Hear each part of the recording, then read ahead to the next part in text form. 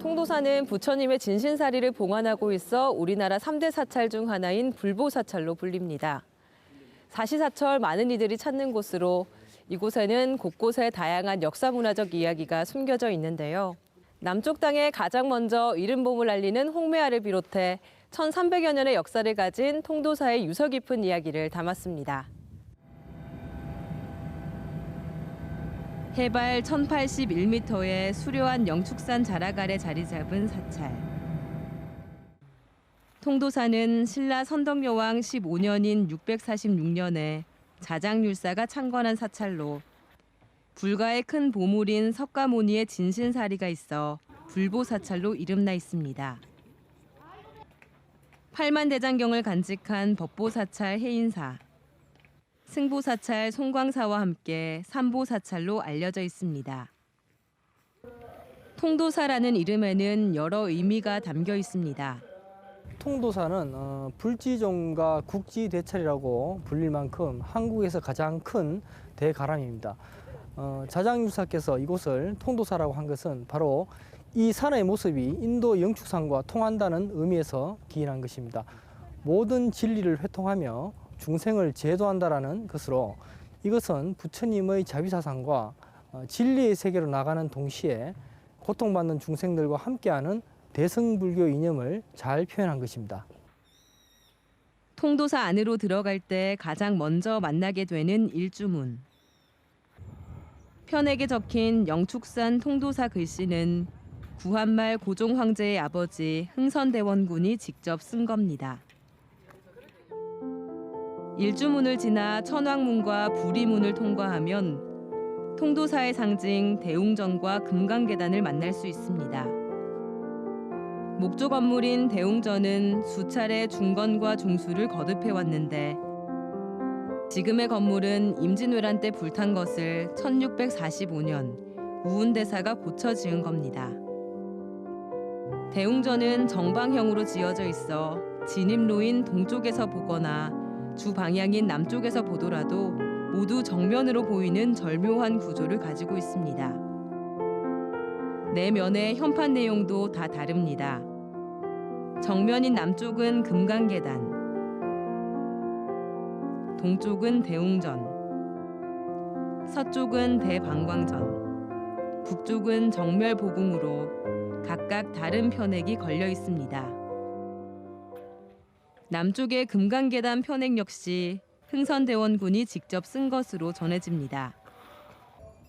대웅전은 지니고 있는 의미만큼 웅장하면서도 화려합니다. 섬세하게 조각된 꽃창살이 화려한 분위기를 더해줍니다. 대웅전은 외형도 독특하지만 내부에 불상이 없는 것이 특징입니다. 예, 통도사처럼 부처님의 진신사리를 모신 곳을 정멸보궁이라고 하는데 부처님의 진신사리를 금강계단에 모셨기 때문에 대웅전에는 보시는 바와 같이 부처님을 형상화한 불상을 따로 봉안하지 않았습니다. 금강계단이 있는 쪽에는 큰 창을 둬 진신사리가 봉안된 곳을 향해 불공을 드릴 수 있습니다. 대웅전 바로 뒤쪽에는 통도사의 중심이 되는 금강계단과 불사리탑이 있습니다. 정사각형의 넓은 기단을 이중으로 쌓고 그 가운데 연꽃 모양의 받침돌 위에 종 모양의 사리탑이 봉안돼 있습니다. 금강계단은 일반적으로 사람들이 오르내릴 때 쓰는 계단이 아니라 불교의식이 이루어지는 단을 뜻합니다. 원래 계단이란 계를 수행하는 의식이 행해지는 장소를 의미합니다. 그리고 금강이란 금강보계에서 유래한 말로서 금강과 같이 보배로운 계란 의미가 있습니다. 따라서 깨트릴 수 없는 금강과 같은 계율로 반야의 지혜를 성취한다는 의미에서 금강계단이라고 하였습니다. 통도사 창건 이후 지금까지 이 금강계단에서 수계의식을 통해 많은 스님이 배출됐습니다. 금강계단에는 통도사 창건 역사와 근본 정신이 담겨 있습니다. 자장스님은 중국 당나라 오대산 태화지의 문수보살상 앞에서 기도를 드리던 중 성녀로 한 문수보살의 현신을 만나 서가모니 부처님께서 친히 입으시던 금난가사 한 벌과 진신사리 일백과와 부처님의 정골사리 등을 받았으며 643년에 선덕여왕의 요청으로 귀국하였습니다. 귀국 후 당시 선님으로서는 최고 자리인 대국통에 오르시고 선덕여왕과 함께 영축산을 찾아서 못을 메우고 그 위에 부처님의 정골사리를 봉안한 금강계단을 쌓고 대웅전 서편에는 구룡지라는 작은 연못이 하나 있는데 이곳에도 통도사 창건설화가 담겨 있습니다. 예, 통도사가 창건된 이곳은 원래 큰 못이었는데 여기에는 9마리의 동룡이 살고 있었습니다.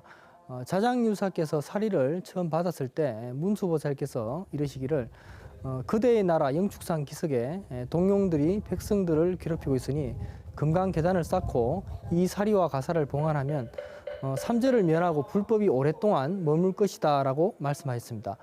이때 자장스님에게 항목한 동룡 중 오직 한 마리의 눈문용만이 그곳에 남아 틀을 지키겠다고 맹세하였습니다.